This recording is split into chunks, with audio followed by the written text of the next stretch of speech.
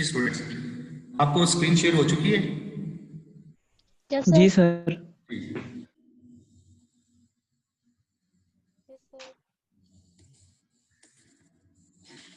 Students, बिस्मिल्लाहिर्रहमानिर्रहीम। आज हम थर्ड लेक्चर की तरफ चलते हैं। आज के इस लेक्चर में हम प्रोफेशनल प्रैक्टिसेस को ही आगे बढ़ाएंगे, उसी पे हमारी डिस्कशन चल रही है और इसमें कुछ चीज़ें रिमेनिंग हैं, तो आइए हम इन पे बात करते हैं। स्टूडेंट्स, फर्दर जाने के लिए जाने से पहले हमें थोड़ा सा रिव्यू लेना है लास्ट लेक्चर का। लास्ट लेक्चर में हमने डिस्कस किया प्रोफेशनल प्रैक्टिस को ही, और उसमें हमने दो कंपोनेंट्स को डिस्कस किया, जिसमें प्रोफेशनल एथिक्स और एंटरप्रेन्योरशिप। स्टूडेंट्स, प्रोफेशनल एथिक्स जैसे कि पहले भी इस पे काफी दफा बात हो चुकी है। These are the rule, these are the principles, these are the guidance that govern the behavior of the professional in a business environment. ये रूल्स हैं, ये गाइडेंस है, ये प्रिंसिपल्स हैं जो किसी भी प्रोफेशनल के बिहेवियर को इस हिम्मत में लेके आते हैं कि वो किसी भी बिजनेस इन्वायरमेंट में एज ए प्रोफेशनल काम कर सके और सही तरीके से काम कर सके। उसको बताते हैं कि सही क्या है और गलत क्या है, और सही जो काम करना है तो किन रूल्स में रहते हुए, किन असूल जवाबत को फॉलो करते हुए आप एज ए प्रोफेशनल काम कर सकते। एंटरप्रेन्योरशिप स्टूडेंट्स, कोई भी बंदा जब नया बिजनेस शुरू करता है, अपना बिजनेस बिल्ड करता है, तो उसमें उसको काफी सारी प्रॉब्लम्स होती है, काफी रिस्क को फेस करना पड़ता है, काफी प्रॉब्लम्स होती है, उनको फेस करता है, और उस फेस करने के बाद देन वो अपनी इकोनॉमिकल ग्रोथ को इंक्रीज करता है और उसको इकोनॉमिक प्रॉफिट होता है। तो ये सारा जो प्रोसेस है, इसको हम एंटरप्रेन्योरशिप का नाम देते हैं। तो इसमें हमने एंटरप्रेन्योर की बात की थी कि वो पर्सन है जो अपना नया बिजनेस स्टार्ट कर रहा है। स्टूडेंट्स, नए आइडियाज के साथ, नए थॉट्स के साथ वो अपने बिजनेस को स्टार्ट करते हैं। तो ये थे हमारे लास्ट लेक्चर के कुछ रिव्यू। आइए स्टूडेंट्स, यहाँ पे हम अपने नए लेक्चर की तरफ चलते हैं। हमारे पास यहाँ पे फर्दर इसके कंपोनेंट्स हैं, जिसमें हमारे पास कंटेम्प्रेरी इश्यूज है, कंप्यूटिंग एंड कैरियर प्लानिंग। तो आज ये दो हमारे पास रहेंगे स्टूडेंट्स, आज हम इन पे बात करते रहेंगे। तो सबसे पहले कंटेम्प्रेरी इश्यूज। स्टूडेंट्स, कंटेम्प्रेरी के मीनिंग्स को समझना इंपॉर्टेंट है, या मैंने स्पेशली इसके मीनिंग्स रखे इसलिए कि आपको इसकी समझ आ जाए। तो कंटेम्प्रेरी का मतलब ये है कि आपकी कोई चीज जो रिसेंट टाइम के साथ है, आपके मौजूदा वक्त के साथ जो चीज बिलोंग करती है, उसको कंटेम्प्रेरी कहते हैं। मीन आप रिसेंट वर्क टाइम के साथ बैठे, रिसेंट एज के साथ बैठे, करंटली आप बैठे किसी चीज में, आपकी मौजूदा सूरत हाल के साथ जिस चीज का तल्लक होता है, उसको हम कंटेम्प्रेरी का नाम देते हैं। जैसे यहाँ पे इस डेफिनेशन को आप देखें तो belong to the same age, living and occurrence in the same period of time. यानी कोई चीज एक वक्त में हुई है, उसी वक्त में हुई है, उसका एक वक्त के साथ तल्लक है, सेम टाइम के साथ उसका तल्लक है, उसको कंटेम्परेरी कहते हैं। Existing in occurring at the present time. वही बात आ गई कि एक चीज मौजूदा वक्त में कोई हो रहा है, मौजूदा वक्त में आपके पास वो मौजूद है, उसकी वो अकर हुई है, उसकी एग्जिस्टेंस हुई है आपके हाथ, तो ये कंटेम्परेरी है। Conforming to modern and current ideas in style, fashion and design. ये सारे शोबे, ये सारे fields in style, fashion and design में अगर कोई मौजूदा वक्त में रिसेंट जदीद आइडियाज है, वो कंफर्म्ड हो चुके हैं, वो आ रहे हैं, आ चुके हैं, तो ये कंटेम्परेरी। स्टूडेंट्स, मतलब ये है कि कंटेम्परेरी का मतलब ये रहा कि जो मौजूदा वक्त में आपके प्रेजेंट एज में आपके पास जो चीज है, this is called contemporary. Students, हम बात करेंगे कंटेम्परेरी इश्यूज। कंटेम्प्रेरी इश्यूज, हमें जो मौजूदा वक्त में हमारे सामने प्रॉब्लम्स हैं, हमने उनको देखना है। ये हमारा टॉपिक है, इसी पे हम बात करेंगे। Contemporary issue can be defined as any event. ये कोई इवेंट हो सकता है, आइडिया है, ओपिनियन है, या कोई टॉपिक है इन द गिवन सब्जेक्ट। किसी भी फील्ड में, किसी भी फील्ड में, किसी भी सब्जेक्ट में आपका कोई इवेंट हो सकता है, कोई आइडिया है, कोई राय है, कोई टॉपिक है that is relevant to the present day, जो आपके मौजूदा दिन के साथ उसका ताल्लुक है। तीन चीजें यहां इंपॉर्टेंट है, present day, given subject, events, ideas. ये तीन चीजें इंपॉर्टेंट है। एक तो आपका कोई भी इवेंट है, कोई भी आइडिया है, कोई भी राय आपकी, कोई भी टॉपिक है और किसी सब्जेक्ट से रिलेटेड है। कोई भी सब्जेक्ट हो सकता है, आपकी कंप्यूटिंग के हिसाब से हो सकता है, आपकी सोशल मीडिया के हिसाब से हो सकता है, आपकी लर्निंग के हिसाब से हो सकता है, आपकी टीचिंग के हिसाब से हो सकता है, आप किसी और फील्ड में काम कर रहे हैं, उस फील्ड से रिलेटेड ये आइडियाज, इवेंट्स हो सकते हैं। और मौजूदा वक्त, जो इस वक्त आप इस टाइम इस वक्त में बैठे, उससे रिलेटेड, पास्ट की बात हम नहीं करेंगे, मौजूदा, जो मौजूदा बात है उससे रिलेटेड ये आइडियाज, ये ओपिनियंस, ये टॉपिक्स जो हैं, ये इनको आप डिफाइन करें, और वो भी एज ए प्रॉब्लमेटिकली आपके सामने ये आइडियाज, इवेंट्स और ओपिनियंस आ रही हैं, एक प्रॉब्लम्स की शक्ल में आ रही है। तो ये जो मौजूदा मसाइल हैं आपके, इनको हम कंटेम्परेरी इश्यूज का नाम दें। Contemporary issue can be found in almost any matter of interest.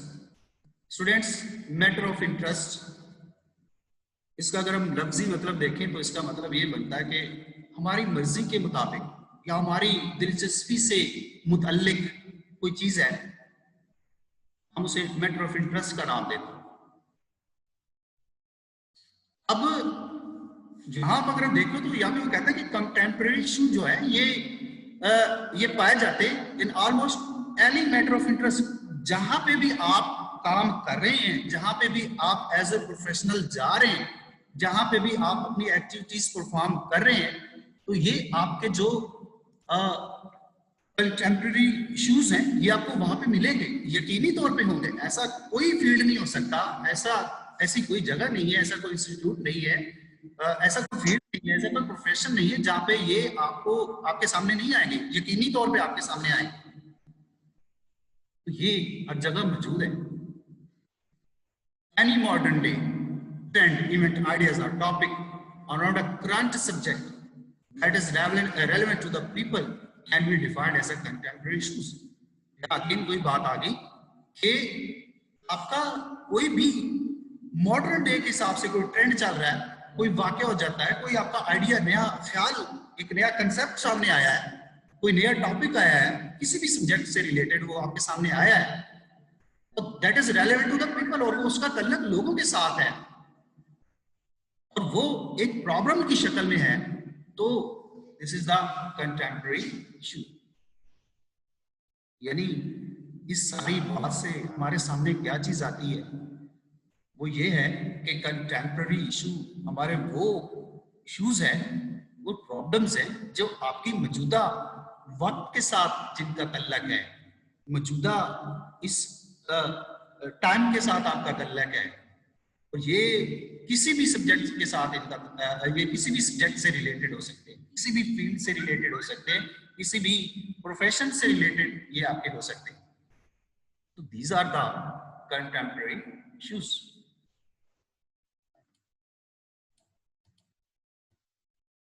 Students, Majeed अगर हम इनको देखें, जैसे यहाँ पे एक एग्जांपल है कि कंटेम्परेरी इश्यूज क्या है, उसकी एक एग्जांपल यहाँ हमारे सामने है, जैसे ग्लोबल वार्मिंग है। स्टूडेंट्स, ग्लोबल वार्मिंग जो है ये ग्रेजुअल रेगुलर इंक्रीजमेंट है in the overall temperature of the earth. आपके टेम्परेचर में, अर्थ के टेम्परेचर में ओवरऑल जो इंक्रीजमेंट है, इसको वार्मिंग का नाम दिया जाता है।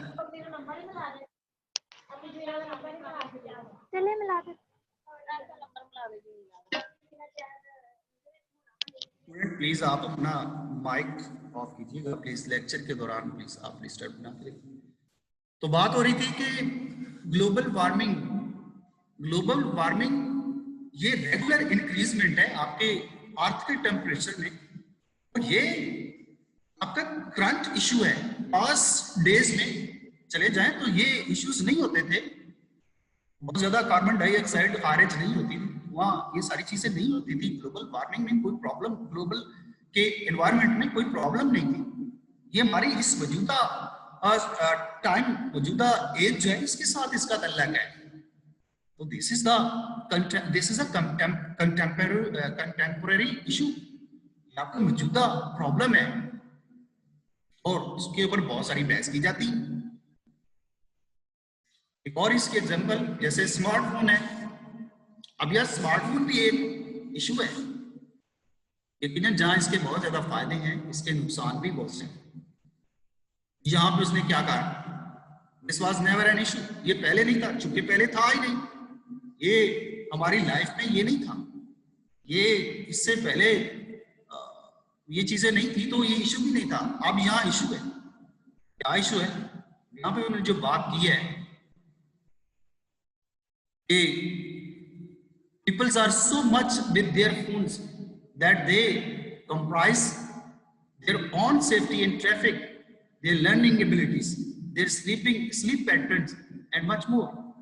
उनको प्रॉब्लम्स हैं, सेफ्टी के वाले से प्रॉब्लम है, उनकी लर्निंग के हिसाब से प्रॉब्लम है, इवन उनके स्लीपिंग पैटर्न के हिसाब से प्रॉब्लम है। आप देखते हैं बहुत सारी जगह पे आपने देखा होगा लोग अपनी गाड़ी भी ड्राइव कर रहे हैं, फोन पे भी बिजी, इवन मोटर बाइक पे तो ये ज्यादा ही डेंजरस होता है कि लोग फोन भी सुन रहे हैं, बाइक भी चला रहे हैं। अब उनका ध्यान, इसी तरह अगर आप अपनी सोशल लाइफ में देखें तो इवन एक बंदा एक दूसरे बंदे के पास बैठा है तो वो अपने फोन पे इतना बिजी है कि उसको खबर ही नहीं कि मेरे साथ वाला बंदा क्या कर रहा है और जो है वो कौन खड़ा है, उसके साथ उसका कोई लिंक नहीं। इवन आप अपनी फैमिली में देखें तो भी हम अपने इन पर्सनल फोन्स के ऊपर बहुत बिजी हैं, हम करीब होके भी एक दूसरे से बहुत दूर हैं। यहाँ एक बहुत उन्होंने बड़ी बात दी है कि स्लीप पैटर्न्स हैं, स्लीप पैटर्न्स में प्रॉब्लम है। स्टूडेंट्स, ये आपकी नेचुरल पैटर्न्स होते हैं, अल्लाह ताला ने इंसान को जब नींद दी है तो उसके पैटर्न्स भी बनाए, उसके तरीकाकार बनाए हैं कि किस तरीके से इंसान को नींद आनी है। लेकिन हम बहुत ज्यादा बिजी हैं, हमने सेल फोन को बहुत ज्यादा अपने साथ अटैच किया हुआ है, हम हर वक्त उसके साथ बिजी हैं। हमारी आंखों में आई साइट पे प्रॉब्लम है। अब इवन हमने रात को सोना भी बहुत कम किया हुआ है इन स्मार्टफोन्स की वजह से। तो ये जो प्रॉब्लम्स हैं ये हमारी इस करंट जो टाइम चल रहा है ये उसके साथ ये इसके मसाइल हैं, ये प्रॉब्लम्स हैं। तो ये प्रॉब्लम जो है इन मसाइल को हम कंटेम्पररी इश्यूज का नाम दें। और भी बहुत सारे आपको डेली लाइफ में मिलेंगे, बहुत सारी ऐसे मसाइल आपको करंट एज में आपको मिल जाएंगे जो आपके इस मौजूदा टाइम के साथ जिनका तल्लक है। तो स्टूडेंट्स, हम यहाँ देखेंगे कंप्यूटिंग में क्या कंटेम्पररी इश्यूज हैं, कंप्यूटिंग में क्या कंटेम्पररी इश्यूज हैं। स्टूडेंट्स, कंप्यूटिंग इंपॉर्टेंट टर्म है, इसको समझना जरूरी है। कंप्यूटिंग कंप्यूटर से ही रिलेटेड है और जितना भी हम काम करते हैं कंप्यूटर के ऊपर, हम कोई भी काम कर रहे हैं, प्रोग्रामिंग कर रहे हैं, डिजाइनिंग का काम कर रहे हैं, हम नेटवर्किंग कम्युनिकेशन कर रहे हैं, कुछ भी कर रहे हैं हम कंप्यूटर के ऊपर, ये सारा जो काम है ये कंप्यूटिंग से रिलेटेड। अब इस कंप्यूटिंग की वजह से क्या मसाइल हैं, क्या प्रॉब्लम्स हैं, आइए सबसे पहले हमारे पास कम्युनिकेशन ब्रेकडाउन। कम्युनिकेशन इंफॉर्मेशन को ट्रांसफर करना, आइडियाज को ट्रांसफर करना, डाटा को ट्रांसफर करना, ये सारी कम्युनिकेशन है। अब यहाँ ब्रेकडाउन का मतलब क्या है? ब्रेकडाउन का मतलब ये कि जो कम्युनिकेशन है ये सारी पॉसिबल नहीं है। अगर हम कंप्यूटिंग को देखें, यानी हम कंप्यूटर की फील्ड में आके देखते हैं, तो हम जब देखते हैं कि कंप्यूटर के जरिए से सारी कम्युनिकेशन पॉसिबल नहीं है। जैसे एक बहुत ही अहम फिक्रा है कि computer can not be first teacher unless researcher can solve some terms. Computer जो है उस वक्त तक फर्स्ट पहला टीचर नहीं बन सकता जब तक रिसर्चर, जिन लोगों ने इस कंप्यूटर पे रिसर्च की है, वो कुछ मसाइल को सॉल्व नहीं कर देते। वो कौन से मसाइल है? गेट द मशीन टॉक, कि आप कंप्यूटर आपसे बोले, आपसे बातें करें। Number 2, how to listen, computer ने कैसे आपकी बात को सुनना है और समझना है। हाउ टू कोच, और आपको किस तरह से गाइड करना है। जब तक ये चीजें कंप्यूटर में नहीं आती, कंप्यूटर कभी भी आपके लिए फर्स्ट टीचर नहीं हो सकता। फर्स्ट का मतलब है कि आप बाकी तमाम चीजों को साइड पे रखें, कंप्यूटर आपका पहला टीचर होना चाहिए। कंप्यूटर ही आपको पढ़ाए, आपको किसी पर्सन या किसी और मटेरियल की जरूरत ही ना पड़े, आप कंप्यूटर से ही पढ़ रहे हैं। तो then the computer will be your first teacher. अब ये मसाइल क्या कि कंप्यूटर आपसे बात करे, आपकी बात को सुने और आपको गाइड करे। स्टूडेंट्स, ये जो 3 चीजें मैंने यहाँ आपके सामने बोली हैं, ये बहुत इंपॉर्टेंट है और इनका तल्लक अगर हम देखें एज ए ह्यूमन बीइंग्स में देखें, जैसे इंसानों में अगर हम देखें, तो इनका तल्लक जो है ये आपकी जहानत से है, आपकी इंटेलिजेंस से है। आप बोलते हैं, आप किसी की बात को सुनते हैं, समझते हैं, आप किसी प्रीवियस एक्सपीरियंस से सीखते हैं, आप अंदाजे लगाते हैं, आप बहुत सारी ऐसी बातें हैं जो आप में हैं, वो कंप्यूटर में नहीं है। ये सारी चीजें जो है आप में एक जहानत को शो करती है। हाँ, कंप्यूटर में कुछ चीजें आ गई हैं, जैसे आप लफ्ज बोलते हैं तो वो आपकी वही सेम वर्डिंग को वो शो कर देता है, लेकिन जैसे हम किसी से बात करते हैं और हमें उसका रिस्पॉन्स मिलता है दूसरे लफ्जों में, तो ऐसा यहाँ पे नहीं। आपको कंप्यूटर आपसे बात नहीं कर सकता, आपकी बात सुन सकता है कि आपने लफ्ज क्या बोले, लेकिन आपको उसको आंसर नहीं मिल सकता। इस तरह आपका वो कंप्यूटर प्रीवियस एक्सपीरियंसेस से सीखता नहीं है, हम सीखते हैं। मसलन हम किसी भी गर्म चीज को हाथ लगाएंगे तो हमारा हाथ जलेगा, दोबारा उस चीज को हाथ नहीं लगाएंगे। ये हमने प्रीवियस एक्सपीरियंस से सीखा है, ये हमें जहानत है, अल्लाह ताला ने हमें ये जहानत रख दी है, हम नहीं लगाएंगे, कभी भी नहीं लगाएंगे। तो कंप्यूटर ऐसा नहीं कर सकता, आप जो मर्जी करते रहे, वो प्रीवियस एक्सपीरियंस से नहीं सीख सकता। तो ये चीज जो है वो इंटेलिजेंस है। अब कंप्यूटर में इसको एज ए आर्टिफिशियल इंटेलिजेंस लाया गया नहीं, कुछ लाया जा चुका है। बहुत सारी बातें अभी रिमेनिंग हैं। अभी कंप्यूटर इस काबिल नहीं है कि वो इंसान की तरह सोचे, इंसान की तरह बात करे और इंसान की तरह सीखे। तो यहाँ फिर बात कम्युनिकेशन ब्रेकडाउन की आ जाती है। आप बिल्कुल ऐसा नहीं सीख सकते जैसे आपको एक इंसान सिखा रहा है, ऐसे आप कंप्यूटर से नहीं सीख सकते। तो here's the problem, here's the issue. और ये जो इशू है ये आपका कम्युनिकेशन ब्रेकडाउन के साथ इसका है। इस तरह students, defamation of characters. Students, defamation को हम देखें तो इसकी जो लफ्जी मतलब बनता है, किसी ने अगर आपके बारे में कोई गलत स्टेटमेंट दे दी है, दिस इज द डिफेमेशन। आपके लिए बदनामी की बात बन रहा है।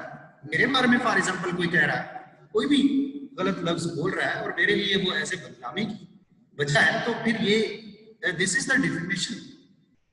And the defamation of the character, और ये यहाँ पे किरदार की बदनामी है। किसी के लिए आप ऐसी स्टेटमेंट छोड़ दें, ऐसे लफ्ज बोल दें जो उसके किरदार की नफी करें, उसके किरदार के अगेंस्ट चले जाएं, तो ये जो चीज है ये भी एक इशू है। और स्टूडेंट्स, इस कंप्यूटर की वजह से, इस कंप्यूटिंग की वजह से ऐसा हो रहा है। बहुत सारे लोगों को आप देखते हैं, जैसे नेट पे, यूट्यूब पे, से तमाम सोशल मीडिया के ऊपर लोगों की वो बातें जो दूसरे के सामने वो नहीं लाना चाहते, उनको उनकी खोज लगा के, उनको ट्रेस आउट करके सोशल मीडिया पे फैलाया जाता है ताकि उनको बदनाम किया जाए, उनके लिए प्रॉब्लम्स करिए, उनके कैरेक्टर को खराब किया जाए। ये सारा काम हो रहा है। ये हमारे इस दौर के मसाइल हैं, इस एज, इस करंटली टाइम के मसाइल हैं, जो इस कंप्यूटिंग की वजह से। Identity theft. Students, identity theft का मतलब यह है कि गैर कानूनी तरीके से किसी की अहम इंफॉर्मेशन को चुरा लेना। मतलब जैसे किसी का एड्रेस है, घर का एड्रेस है, फोन नंबर है, पर्सनल फोन नंबर है, किसी भी इदारे में पड़ा हुआ, उस इदारे की वेबसाइट से ले लेना, किसी का अकाउंट, बैंक अकाउंट ले लेना, किसी के डेबिट कार्ड नंबर्स ले लेना, किसी भी गैर कानूनी तरीके से अहम इंफॉर्मेशन को चुरा लेना, this is called identity theft. और स्पेशली ये किसी की पर्सनैलिटी, पर्सनल जो चीज है उसके साथ इसका तल्लक है, तो ये भी कंप्यूटर पे हो रहा है, ये भी इस कंप्यूटिंग की वजह से हो रहा है। आप देखते हैं वेबसाइट पे डाटा डाल दिया जाता है, वहां से उठा लिया जाता है, अकाउंट्स को ले लिया जाता है, अकाउंट्स नंबर्स को ले लिया जाता है, इवन वेबसाइट्स को हैक कर दिया जाता है। तो ये सारी चीजें हो रही हैं, यहाँ पे आ रही हैं, और ये इश्यूज हैं, ये कंप्यूटिंग में इश्यूज है। Cyber bowling. स्टूडेंट्स, बुलिंग का मतलब ये है बदमाशी करना, बिल्कुल गैर अखलाकी तरीका कार इख्तियार करना, बिल्कुल ऐसे तरीके कार इख्तियार करना जो दूसरों के लिए प्रॉब्लम है। अब यह लफ्ज है साइबर बॉलिंग। स्टूडेंट्स, ये साइबर बॉलिंग का मतलब ये है कि आप इलेक्ट्रॉनिक डिवाइसेस के जरिए से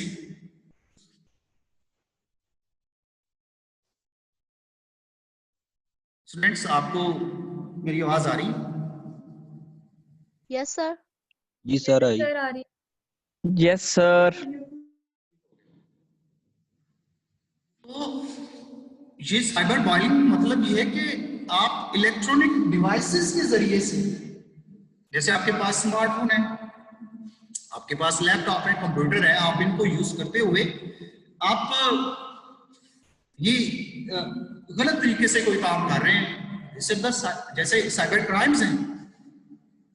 आप किसी भी बंदे की अहम इंफॉर्मेशन को चुरा रहे हैं, अहम चीजों को ले रहे हैं, ये सारे साइबर क्राइम्स में आ जाते हैं।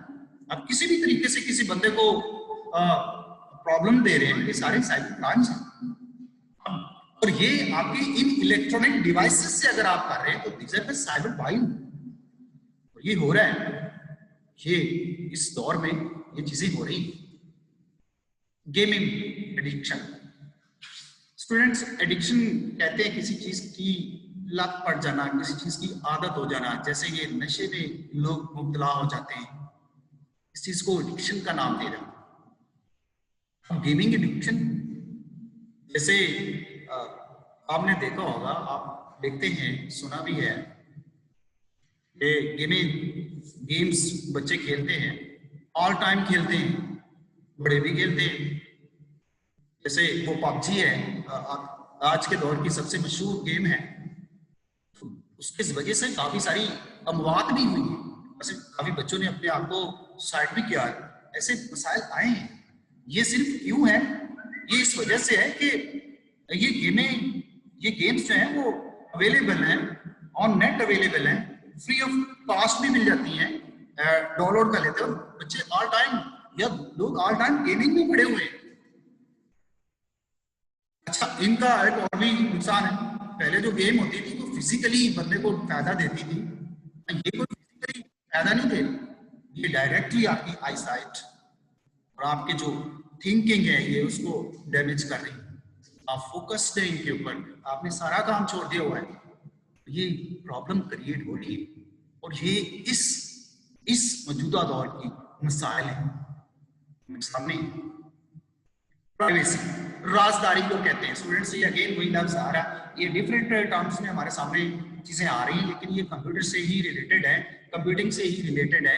प्राइवेसी का मतलब ये होता है किसी की इंपॉर्टेंट इंफॉर्मेशन को चुरा लेना। जैसे मैं सुपीरियर कॉलेज में काम कर रहा हूँ तो मेरे रिलेटेड बहुत सारा डाटा है, आप स्टूडेंट वहां पे पढ़ रहे हैं तो आपसे रिलेटेड डाटा वहां पे पड़ा है, अगर कोई उसको किसी भी तरह से हासिल कर लेता है तो फिर प्राइवेसी नहीं है, वहां पे ये प्रॉब्लम है और इस इश्यू को हम प्राइवेसी इश्यू का नाम दें। इस तरह स्टूडेंट्स हेल्थ एंड बिजनेस के मसाइल हैं। मैंने अभी कहा कि लोग स्मार्टफोन्स पे, अपने फोन पे, लैपटॉप्स पे बिजी हैं, कोई ऐसी एक्सरसाइजेस नहीं हो रही जो फिजिकली बंदे को फायदा दें। दीज आर द इश्यूज और ये प्रॉब्लम्स हैं। अब अगर हम प्रोफेशनल प्रैक्टिसेस के हवाले से देखें, तो इन मसाइल को हल करना है, इन मसाइल का हल निकालना है, फिर जाके ही फायदा हो सकता है। स्टूडेंट्स, यहाँ पे एक बहुत ही अहम चीज हमारे सामने है, टेक्नो एथिक्स। ये एक डिसिप्लिनरी रिसर्च एरिया है जहां पे moral and ethical aspects of the technology society में, moral and ethical aspects of the technology से इसका तल्लक है। यानी सोसाइटी में अखलाकियात और एथिकल एस्पेक्ट्स, स्टूडेंट्स वही एथिक्स, जब भी कोई प्रोफेशनल किसी भी फील्ड में काम करेगा तो उसको कुछ रूल्स को फॉलो करना पड़ेगा और ये वही रूल्स हैं, एथिकल रूल्स हैं, ये एथिकल एस्पेक्ट्स हैं। तो ये टेक्नो एथिक्स जो है ये इन दो चीजों से इसका कंसर्न है, इनका इसके साथ तल्लक है। ये थ्योरीज और मेथड्स को ड्रा करती है फ्रॉम मल्टीपल नॉलेज डोमेन में से ये थ्योरीज और मेथड्स को ड्रा करती है। स्टूडेंट्स, नॉलेज डोमेन को समझना जरूरी है। सबसे पहले हम बात करते हैं डोमेन की कि ये डोमेन क्या होता है। डोमेन एक स्पेसिफिक फील्ड है, सॉरी एक लिमिटेशन है जिसके अंदर रहना है। फॉर एग्जांपल, आपका ये प्रोफेशनल प्रैक्टिसेस का सब्जेक्ट है, इसमें आप कोई पेपर दिया जाता है तो उस पेपर में आपका उसमें मार्क्स जो है वो 1 से लेके 100 तक है। तो ये 1 से 100 तक की जो लिमिटेशन है, दिस इज द डोमेन। इसकी एक और भी बड़ी एग्जांपल है, आप नेट पे देखते हैं, आप लिखते हैं जैसे www.bzu.edu.pk, आप बाइस मुल्तान है .edu.pk। अब यहाँ edu.pk क्या मतलब है? ये आपकी डोमेन है। आप ये जो साइट्स ले रहे हैं ये इन डोमेन्स में से आपको मिलेगी, ये इन एरियाज में से आपको ये साइट मिलेगी, इससे बाहर आपको साइट नहीं मिलेगी। This is the domain. आपका सब्जेक्ट है, कोई भी सब्जेक्ट है, आपको पढ़ते हैं, उसकी कोर्स आउटलाइन है। अब उसकी जो कोर्स आउटलाइन है, this is the domain of the subject. अब स्टूडेंट्स, जहां पे जो ये टेक्नो एथिक्स हैं, ये थ्योरीज को ड्रा कर रही है, मेथड्स को ड्रा कर रही है, मल्टीपल नॉलेज। अच्छा, यहां बात आ गई नॉलेज डोमेन की, यानी वो कंसेप्ट्स हैं, वो एरियाज हैं जो आपकी तालीम से मुतल्लिक हैं, जो दूसरों को बताना है दूसरों को बताना है कि आपने इसमें रहते हुए काम करना है, आपने इस तरीके से काम करना है। तो उसी डोमेन में रहते हुए ये जो एक आपकी ये सोसाइटी है, आपकी जो रिसर्च एरिया है, ये आपके सामने मेथड्स और थ्योरीज रख रहा है ताकि आप किसी भी टेक्नोलॉजी में, आप किसी भी सोसाइटी में आप बेहतरीन तरीके से काम कर सकते। जैसे यहाँ पे उन्होंने बात किया, चाहे यहाँ डोमेन नॉलेज डोमेन की बात की, जैसे कम्युनिकेशन है, सोशल साइंस, इंफॉर्मेशन स्टडी है, टेक्नोलॉजी स्टडीज है, अप्लाइड एथिक्स है एंड फिलॉसफी है। ये सारे नॉलेज एरिया है, यहाँ से मेथड्स को निकाला गया है और ये दिया गया है किसको, to provide insight on ethical dimensions of technology system. Technology system को ये थ्योरीज और ये मेथड्स दिए गए हैं ताकि सोसाइटी में रहा जाए, सोसाइटी में सही तरीके से रहा जाए। तो ये एक रिसर्च एरिया है, इस पे काम हो रहा है, हो चुका है, हो रहा है, सिर्फ इसीलिए कि ऐसे एथिक्स, ऐसे थ्योरीज, ऐसे मेथड्स बना दिए जाए जो डिफरेंट फील्ड्स में लोगों के लिए एज ए गाइडेंस काम करते हैं।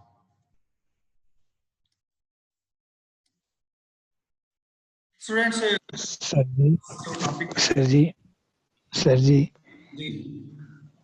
सर जी मैंने कब से रिजाइन किया ताकि आप देख लें और मैं आपसे बात कर सकूं। सर मुझे हॉस्पिटल जाना है।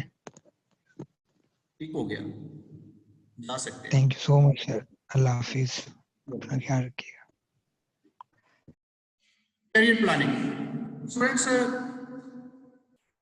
प्रोफेशनल अगर आप आना चाहेंगे, किसी भी फील्ड में आप प्रोफेशनल आते हैं तो आपको अपने करियर को प्लान करना है।